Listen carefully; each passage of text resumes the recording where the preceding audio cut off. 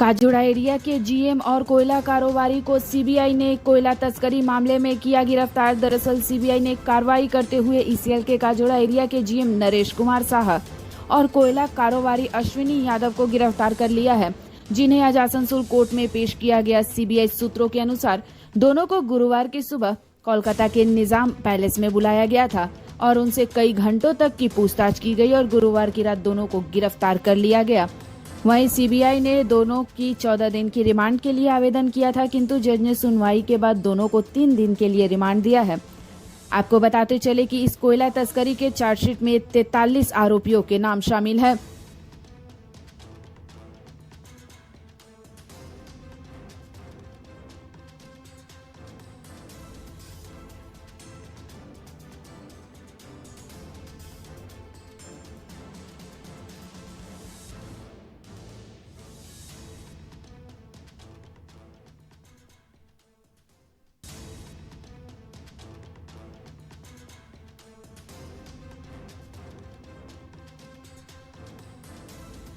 CBI কোল কেসে দুজনকে arrest করে এনেছিল।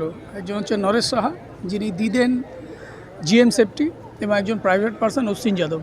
দিয়ে তাদের 4 দিনের পুলিশ রিমান্ডে প্রেয়ার করেছিল। আমরা অপোজ করেছিলাম। কোর্ট দুপক্ষকে শোনার পর মানডে অবধি পিসি গ্রান্ট করেছে। দেখা যাচ্ছে যেখানে বলা হচ্ছে যে আপনি যেটা বারবার দাবি করেছেন যে এনার ক্ষেত্রে আলাদাভাবে প্রয়োগ করা হচ্ছে আইনকে, কারণ এর আগেও প্রায় 10 জন জিএম অ্যারেস্ট হয়েছে, তাদেরকে কিন্তু এইভাবে আর করা না, আলাদাভাবে প্রযোজন। আমাদের যেটা বক্তব্য ছিল যে 2021-এ এই আপনার যিনি জিএম সেফটি, তাকে একাধিকবার সমন দিয়েছেন, উনি কমপ্লাই করেছেন, ওনাকে ইন্টারোগেট করেছেন। তারপর থেকে 2-3 বছর ওনাকে একবারও ডাকেনি। এরপর হঠাৎ, যেখানে অলরেডি আপনারা জানেন সামনে 3 তারিখে চার্জের ডেট আছে, হঠাৎ আজকে ওনাকে আবার সমন করেছিল। উনি গতকাল গেছিলেন সেই সমন্সের পার্সমেন্টে। তারপর ওনাকে অ্যারেস্ট করে এবং অ্যারেস্টের পর রিমান্ডের যে যুক্তিটা দিয়েছে আমার বেসিক্যালি খুব হাস্যকর লেগেছে।